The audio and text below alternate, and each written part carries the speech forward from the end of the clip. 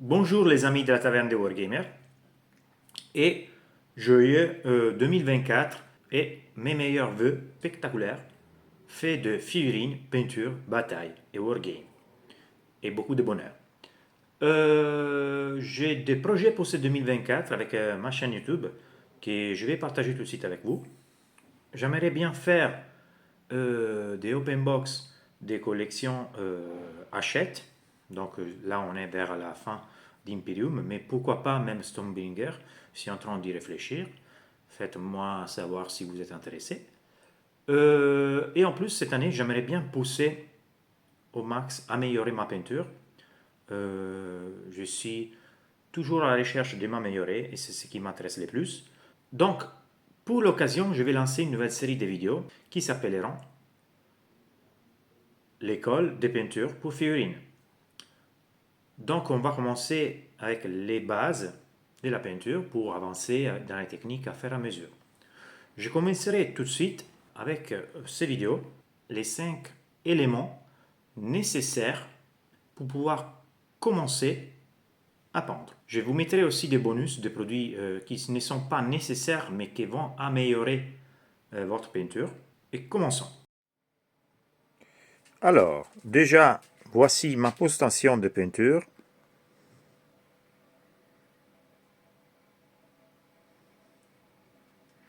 Moi, j'ai fait de la peinture à la cave, parce que comme ça, mon amour Aline, elle va pas me casser les, les bonbons, parce que je laisse traîner des choses.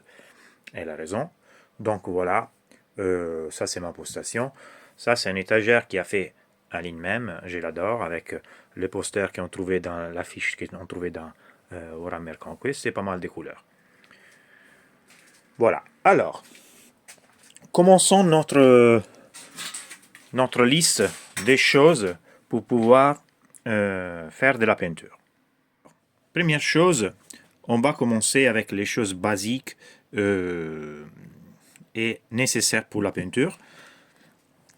On a besoin des pinceaux et des couleurs. On a besoin des pinceaux et des couleurs. Ok, je vais vous dire des choses, mon point de vue. Pour ce qui concerne les couleurs Games Workshop, moi j'utilise principalement couleurs Games Workshop. J'ai aussi quelques couleurs, par exemple Game Color, Green Stuff World, Army Painter, mais le 97% des couleurs c'est Games Workshop. J'ai des couleurs Vallejo, appelez comme vous voulez, c'est la même maison Game Color. Ils font de bonnes couleurs. Après, pourquoi j'utilise les couleurs Games Workshop principalement? C'est parce que je peux aller chez pas mal de magasins, voir directement les couleurs. Les autres, c'est plus difficile à en trouver dans les boutiques, Games Workshop, au magasin Hobby, etc., même si tu peux les trouver. Et de plus, c'est des couleurs que je peux rapporter facilement aux figurines, vu que j'ai fait de la peinture principalement en Games Workshop. Alors, les couleurs, ce ne sont qu'un outil.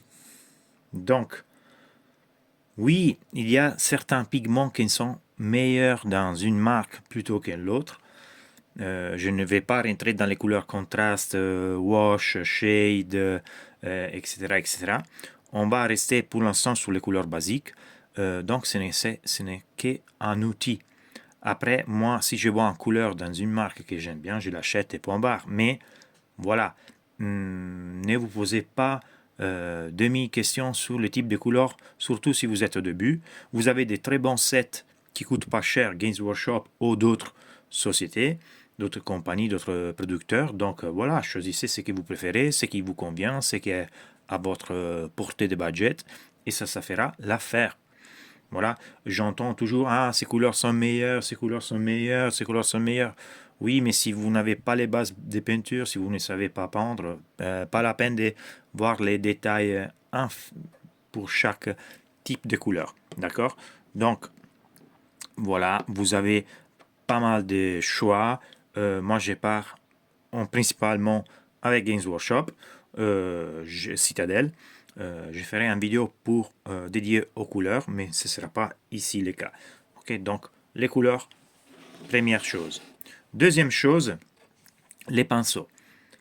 Alors moi j'ai une énormité de pinceaux à budget bas. J'ai un ou deux pinceaux un peu plus de bonne qualité. Alors principalement j'utilise les pinceaux Green Stuff World Silver. Ok. J'ai un ou deux Green Stuff World série Gold. La mesure que j'utilise le plus, c'est le numéro 2. Je ne sais pas si vous allez le voir. Voilà, le numéro 2. C'est une pinceau, ça c'est le numéro 2. C'est une pinceau de la pointe moyenne, ce n'est pas fin. Ok, ça va, ce n'est pas très fin, ce n'est pas très gros, mais ça va bien pour tout. Pour les pinceaux aussi, je n'ai pas beaucoup de conseils à vous donner, sauf que vous pouvez commencer avec des pinceaux moyennes. Je m'en souviens, j'ai acheté ces pinceaux. Okay, c'était un set d'une pas mal de pinceaux, une dizaine de pinceaux, il me semble, à 11 euros, 10 euros sur Amazon. Et je peins pratiquement tout l'armée des serres de bataille avec. Avec un pinceau de 10 euros, j'ai peint avec un set de pinceaux à 10 balles, j'ai fait la peinture pour 2000 points. Donc c'était un investissement très rentable. Ils ont des pinceaux 0,0, 1, 2, 3, jusqu'à arriver au grand pinceau que je peux utiliser pour un 6, que je peux utiliser pour des choses plutôt grosses. Gros, encombrant. Donc voilà, je vous mettrai le lien pour ces pinceaux sur Amazon si vous êtes intéressé. Si vous avez beaucoup de peintures à faire, c'est pas mal. En plus, si vous utilisez des couleurs genre contraste, qui ont des pigments qui peuvent endommager beaucoup les pinceaux, n'hésitez pas. Moi, je les trouvais intéressants. Je les utilisais et je les utilise toujours. Voilà, je ne sais pas qu'est-ce qui me reste encore. Voilà, j'ai encore ça. J'en ai encore certains. Bon, d'autres, ils ont mort, ils ont fait leur vie. Mais voilà, c'est un set. C'était un set pas mal de tout. Et je vous le conseille pour débuter. Voilà. Après, vous avez les pinceaux Citadel, et même façon, j'en ai un ou deux. Ils sont pas mal. Il y a des pinceaux intéressants. Voilà. L'important, c'est que vous essayez de les nettoyer bien. On fera une vidéo exprès pour le nettoyage des pinceaux prochainement. On passe à un autre élément qui, selon moi, c'est indispensable. C'est les pots où on va mettre l'eau, ok, pour rincer les pinceaux. Alors, des bases, vous pouvez utiliser des pots yaourt, des pots n'importe quoi, des verres, des tasses. Mais je vous conseille de utiliser deux pots à la fois. Un pour les couleurs acryliques normales, ok, et un pour les couleurs métalliques. Pourquoi? Parce que les couleurs métalliques, ils ont des pigments, des fibres, on va dire, des petites particules qui restent dans la surface de l'eau. Donc quand vous rincez les pinceaux dans l'eau où vous avez rincé les couleurs métalliques, vous risquez que ces pigments se transfèrent du pinceau aux nouvelles couleurs. Donc voilà, ça peut entamer un peu la peinture, déjà, les couleurs. Vous passez d'un doré à un bleu, on va dire, et vous pouvez vous retrouver avec des petits pigments métalliques. C'est pas cool. Et en plus, vous pouvez transférer ces pigments dans les pots de la peinture quand vous prenez les couleurs. Même si vous avez bien rincé les pinceaux. Donc, double pot avec l'eau. Un pour les couleurs métalliques, un pour les couleurs normales. J'utilise un autre outil qui c'est très cool, mais je vous le montrerai après, à la place des pots. Autre chose qu'il vous faut, c'est la lumière. Alors, moi, j'ai une lumière à dark, mais j'avais acheté toujours sur Amazon cette lumière. Attendez.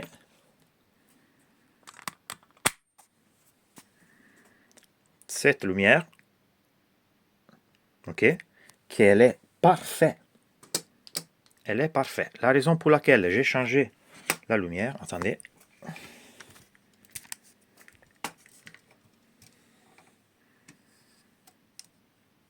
La raison pour laquelle j'ai changé la lumière, c'est juste que j'avais besoin d'un support pour garder les téléphones pour faire les vidéos et j'en ai trouvé un autre.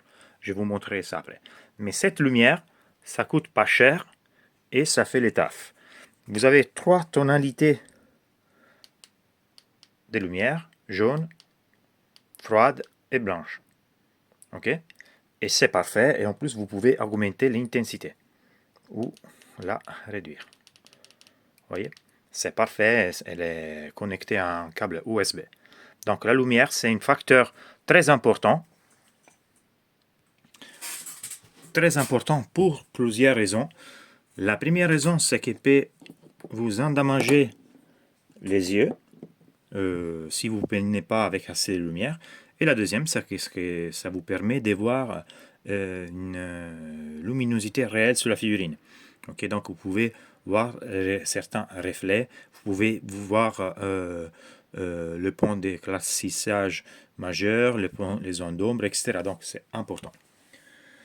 Passons maintenant à une autre point très important, c'est les palettes. Donc les palettes pour la peinture. Donc globalement vous pouvez avoir des trucs comme ça, des disques en plastique genre musique où vous pouvez utiliser la peinture. Moi je suis complètement en désaccord de ça.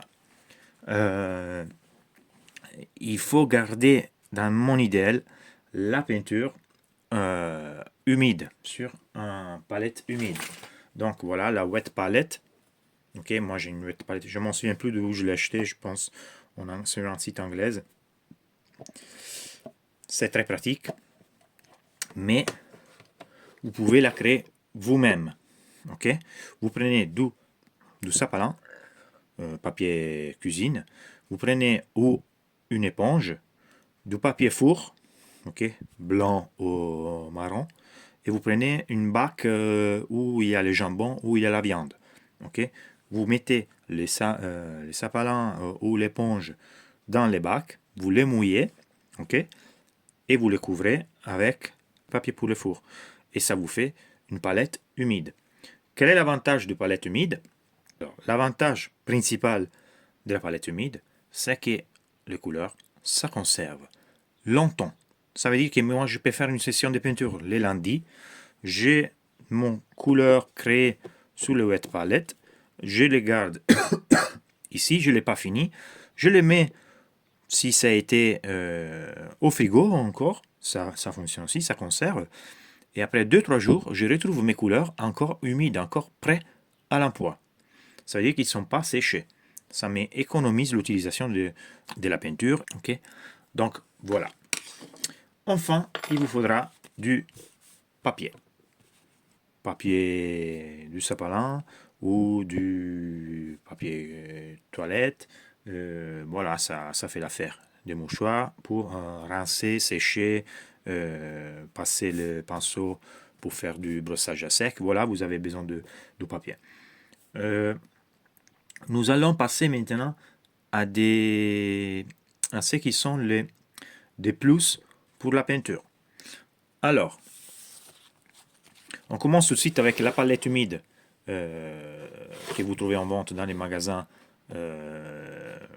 spécialisés. C'est parfait. Comme vous voyez, ça c'est des couleurs que j'ai utilisées il y a au moins 4 jours. Hein.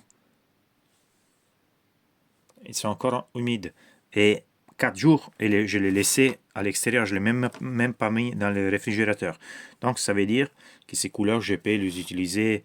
J'aurais pu les utiliser encore. Mais en réalité, ça fait même presque une semaine. Donc voilà. Parce que cette semaine, je n'ai pas fait de peinture, j'ai fait du montage de WordEditor. Donc voilà, la palette humide, selon moi, les gars, c'est une must. Ça, c'est le premier point. Deuxième chose que j'ai trouvé très très très très très intéressant et très pratique, c'est cette petite jouet. Ok. Je l'ai payé 5 € sur Temu, un site chinois du genre. Ça peut être coûté 10 €. Pratiquement, quand vous rincez les pinceaux, voilà, je prends juste un pinceau, je vais le rincer. Ok. Ici, il y a une partie avec un peu fissurée, on va dire, où le pinceau va laisser ses traces. Ok. Et après, l'eau, quand elle devient sale, vous appuyez ici et descend. Et on va changer tout de suite l'eau avec de l'eau propre. Eau propre que vous allez mettre dans ce bac. Système facile, rien à faire. Ça recharge assez facilement et vous la trouvez sur n'importe quel site maintenant. Je pense qu'il y a aussi une version sur Green Stuff World, il me semble. Mais voilà, vous pouvez la trouver où vous voulez, dans les magasins spécialisés. Et ça, c'est très pratique, c'est propre. Les bacs en dessous, vous pouvez l'ouvrir et vider quand il est plein. Voilà. L'unique imperfection que je trouve, c'est que cette pot, ça aurait dû pu être plus grand. Là, c'est 50 millilitres. Ça aurait pu être plus. Je veux dire, j'aurais préféré en avoir plus pour éviter de devoir la recharger souvent. Mais bon, ça dure tranquillement une session de peinture sans souci. Là, je vais vous dire, c'est la chose qui a changé mon niveau de peinture selon moi, boostant, en améliorant ma peinture, ce sont les poignets. J'ai toujours peint avec les figurines à la main. Donc, je prenais une figurine, je la gardais comme ça, je faisais ma peinture. Okay. Le problème, c'est que vous n'avez jamais une prise optimale. Vous risquez de toucher en continuation la peinture. Et ça, c'est parfait, les gars. Alors, pour deux raisons. La première raison, c'est que c'est ergonomique. Donc, vous allez avoir une prise parfaite. C'est pratique. Et ça vous facilite énormément le boulot. Voilà. En plus, vous pouvez garder la miniature comme vous voulez. C'est facile. C'est pratique. Et les gars, moi, je vous le conseille. J'en ai deux. J'ai l'ancienne avec un projet jamais fini.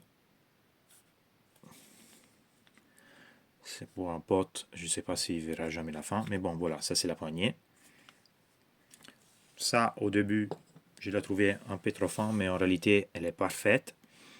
Ok, donc voilà, poignée, citadelle ou celle que vous voulez, vous en trouvez. Si c'est un peu trop le budget, parce que je pense que ça coûte une dizaine d'euros, vous pouvez prendre par exemple des pots vides avec de la pâte à fixe. Vous mettez la pâte à fixe et vous pouvez poser la figurine dessus. Ou encore, vous pouvez utiliser des bouchons en liège. Ok, c'est pratique aussi, très pratique et économique. Mais je vous suggère de le faire. C'est améliore la prise, améliore la prestation de votre peinture. Ça, c'est sûr et certain. Qu'est-ce qu'il nous faut encore pour la peinture? Alors, des autres éléments qui nous font nécessaires pour la peinture, il n'y a pas. Il n'y a pas d'autres éléments nécessaires pour la peinture. Par contre, il y a une chose qui a boosté ma peinture, c'est l'aérographe. Alors, l'aérographe, ça prend de la place, déjà. Ça fait du bruit. C'est pour ça que je suis à la cave aussi. Et ça peut être cher.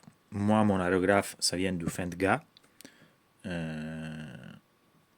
une marque italienne, vous pouvez le trouver sur Amazon.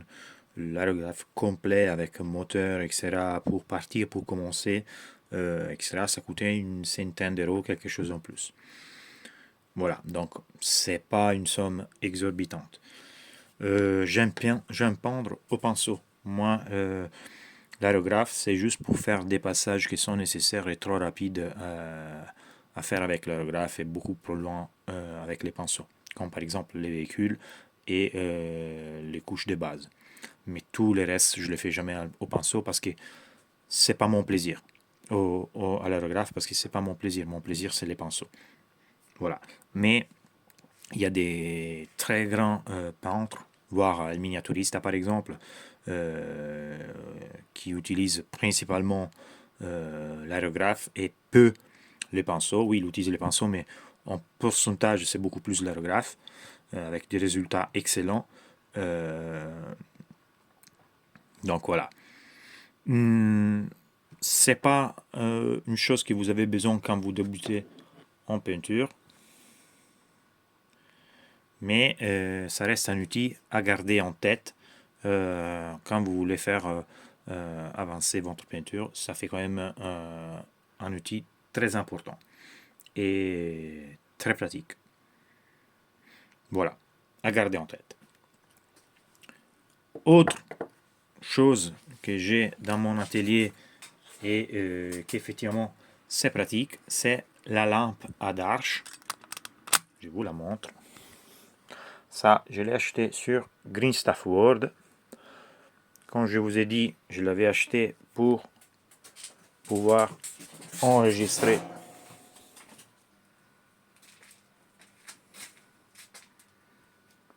mes vidéos. Ok, il me faut. Comme ça, je peux appuyer le téléphone ici et enregistrer. Mais en réalité, ça donne une très grande lumière. Mais comme j'ai dit, cette lumière, ça l'est très bien aussi. Hein. C'était parfait. Donc voilà. Cette lumière, c'était un extra à voir, à intégrer dans ma peinture. Voilà, ça coûte une 70 d'euros. Et on y est. Je pense que j'ai fait les tours pour tout ce que c'est le côté outil nécessaire pour la peinture. Alors les amis, j'espère que cette vidéo vous a plu, vous est utile. Comme j'ai dit, c'est la première vidéo d'une série de vidéos l'école de peinture sur figurine, ou quelque chose du genre, je ne sais pas comment je vais l'appeler. Dans la description, vous allez trouver certains liens vers les produits que j'avais achetés à l'époque, si vous en avez besoin. Si vous avez des commentaires, n'hésitez pas à me les poser dans les commentaires, dans la section exprès. Si vous n'êtes pas encore inscrit à la taverne des Wargamers, faites-le, ça me fera plaisir. En plus, si vous avez aimé les vidéos, laissez un like. On se voit dans la prochaine vidéo. Ciao les gars, à bientôt.